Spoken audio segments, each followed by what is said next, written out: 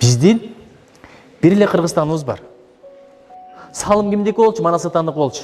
Курманжан Даткандыкы болчу. Көз алдында баласын астырган Алымбек Даткандыкы болчу. Курманбек Батырдыкы болчу, Тайлак Батырдыкы болчу, Тагай бийдики болчу, Мухаммед Кыргыздыкы болчу.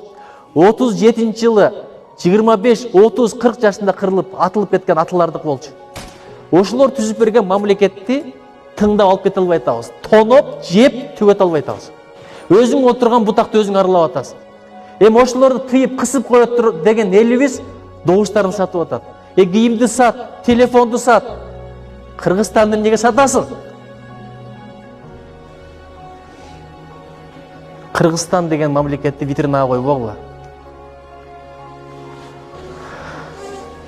Канча адамдын каны кетти. Алар бизде укум тукумду болсун, жесин, коррупцияга тойбосун деген ниет менен ушу мамлекетти калтырып кеткен жок болчу. Илим, билим бар го. Мен ойлодум эле жалаң илимдүүлөр, билимдүүлөр келсе Кыргызстанды гүлдөтөт депчи. Бирок илимдүүлөр, билимдүүлөр ыйманы болбосо, абири болбосо, эң чоң каракчылар, эң чоң желмооздар өстүрүп отурат.